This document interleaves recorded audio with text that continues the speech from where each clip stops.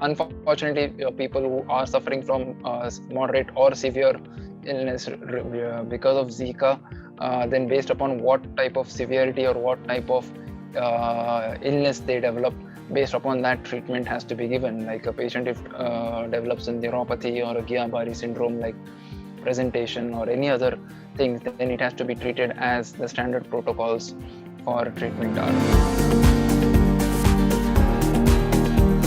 The world is battling a pandemic as of now, and in India, we can see a spike in the number of cases of Zika virus. We have with me Dr. Pruthu Narendra from Fortis Hospital joining me today on India.com and the health side. Welcome, Dr. Pruthu. Thank you very much. So, Doctor, as we can see these days, that there has been a spike in the cases of Zika virus. To give an awareness to our viewers, first of all, I would want you to explain, give a detail as to what exactly Zika virus is. So Zika virus basically is one of the viruses which belong to the Flaviviridae family, as we call. There are multiple families of viruses in which flaviviruses are one, and the other members of this family are dengue, yellow fever, chikungunya, which we are more familiar with. So Zika also belongs to this family. The important part is it gets the route of transmission of Zika is also similar to that which is of dengue and yellow fever, which is via the bite of an infected mosquito, especially the Aedes mosquito. Aedes aegypti, or there are different types of Aedes mosquitoes which usually will bite a person who is infected with Zika, and then that mosquito, if it goes and bites another person, the infection is spread. So that is how basically it happens. So this is a viral illness.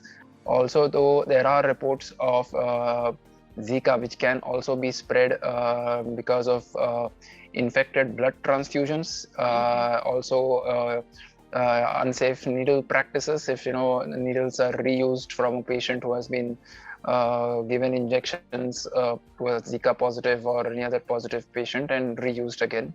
And also, as per theory, sometimes even sexual contact can result in transmission of this, but that's a very rare possibility. It's mainly through the mosquito-borne thing. So, Doctor, first of all, as you mentioned that the route of transmission is usually through the mosquitoes. If a person is infected, then if the mosquito bites that person and then bites the other person, that is the main transmission source of Zika virus as well. How it happens in case of dengue also, because a lot of dengue cases are also at spike as of now. So it's similar to dengue. So, Doctor, what are the symptoms if you could give us the symptoms as to if somebody feels that should go to the doctor or get themselves checked. So what would be the symptoms of Zika virus? So Zika virus has similar symptoms like dengue viral fever.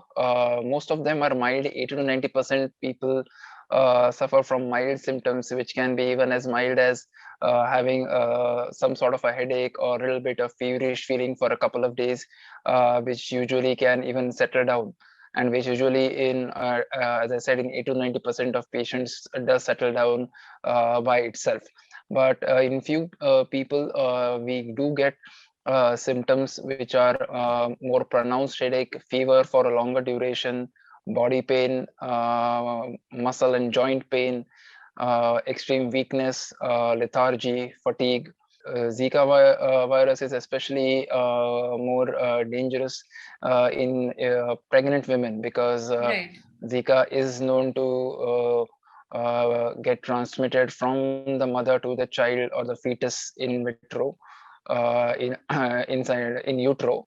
And then there can be some birth defects which can happen to the child.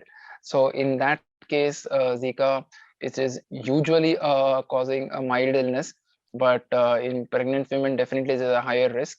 Also, in some rare cases, Zika initially starts off with a mild to moderate illness, progresses, and sometimes can also cause some severity later on in the form of what we call as neuropathies or Guillain-Barré syndrome, which especially means some types of paralysis Right. which occurs in the body, and that can further even worsen and cause complete paralysis, even sometimes affecting your respiratory muscles as well.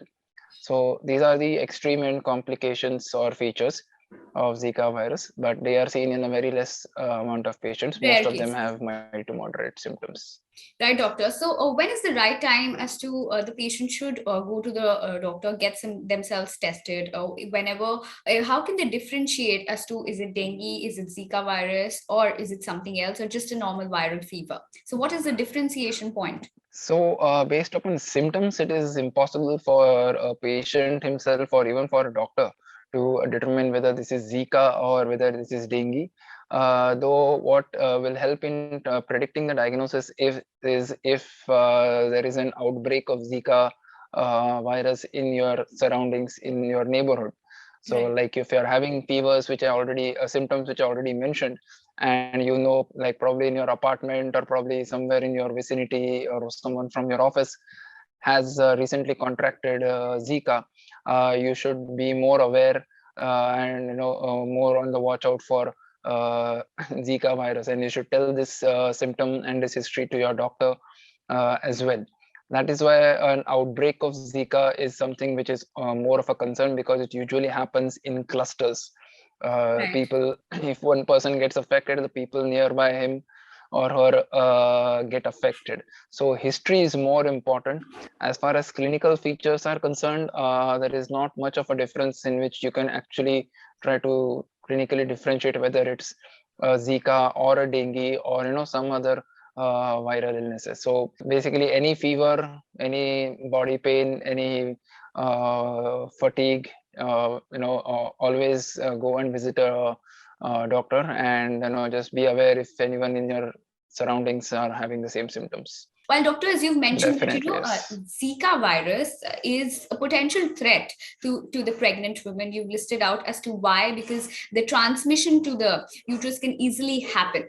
So, doctor, how can pregnant women prevent themselves? What tips do you advise them so that they prevent the spread and get themselves infected from this virus? So let it be pregnant women or let it be any other person, the only way to prevent it is to prevent have good vector control, which is having good mosquito control.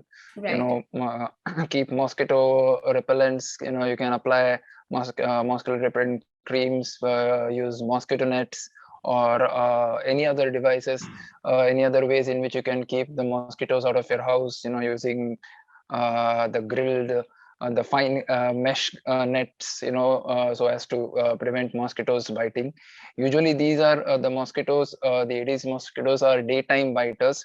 So Okay. daytime, don't, it's not like the mosquitoes, you only put down the mosquito net when it's evening time. It's always recommended that you keep the mosquito nets on in the house, especially on windows, in the daytime also, in areas which have been known to have outbreaks of Zika. Apart from mosquito control, nothing else as such will prevent the spread of infection from one person to the other. Other thing which pregnant women might be able to do is that, if they know they are staying in a cluster of Zika virus, whenever they are going, they should usually take a routine antenatal scan, to check for any abnormality if the fetus is showing, because it's a very good likely possibility that the lady might herself not suffer from much symptoms of Zika. As I told you, 80 to 85% people do not have much symptoms. And from the civic point of issues, trying to prevent development of breeding places for mosquitoes, which is especially stagnant water. Now, especially with the rains going on at multiple places in India, Right. with flooding actually going on also in multiple places like Tamil Nadu, Kerala, etc. Uh, these are high risk areas for these mosquitoes to breed and cause more spread of infection. So trying to avoid accumulation of water, preventing stagnant water is something which you can do at a household level. Prevent if you're having flower vases at home whom you're watering, don't keep excessive water in the vase which stagnates like that, and any other stagnant water you should avoid. Well, doctor, how serious is this condition? Yes. If anybody has been infected with a Zika virus, and so thereafter, what should be the perfect treatment, and what diet tips and what tips they can include so that they recover quickly as possible? As all of us know, antiviral medicines are not easily available for most of the viruses which are present. We don't have a definitive medicine for dengue, neither for yellow fever or any other uh, viruses in that group.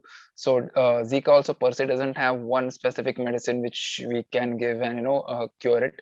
Most of it is supportive therapy. As I told, most of the people, at least 90% of people, have mild symptoms.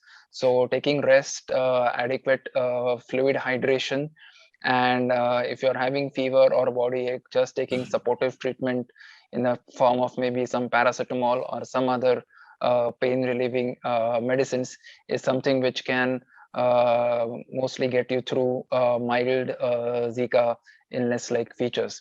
For people for whom this supportive therapy doesn't work, should actually get admitted in the hospital and receive in-hospital treatment, which also is basically based upon these three principles only. But when you give it via the intravenous route, it has a better effect.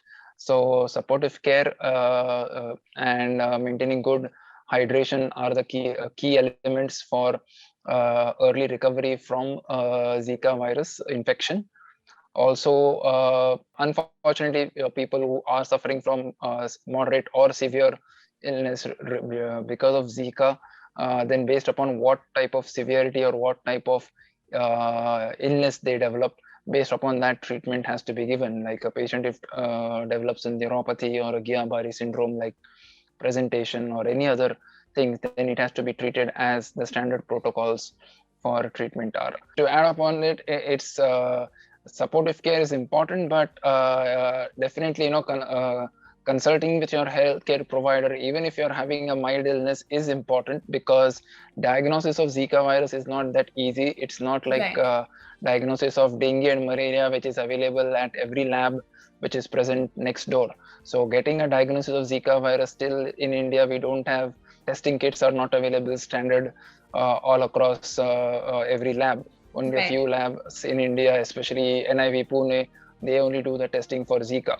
So consulting a doctor, even if you're having mild symptoms, is very important, because then only you can test for it and get a result in the meantime. So don't dismiss symptoms as mild and just take these measures which I told and stay at home and be like sort of be carefree that even if it's Zika, I'll get better in few days. So please do reach out to your healthcare provider, get a diagnosis, and then follow his advice. That is what I would add up onto what I said. Right, Dr. Pruthu, it's very essential for any patient or any concern, if somebody is showing any symptom, to reach out to their doctor, because then only the person gets to know as to what exact infection it is, and self-treatment shouldn't be done only after consultation with the doctor. It is very important to get yourself treated. So thank you so much, Dr. Pruthu, for taking our time and telling our viewers all about the Zika virus, what tips they should follow as to keep themselves to get themselves affected from this virus. Thank you once again for joining us. Thank you. India.com. My pleasure.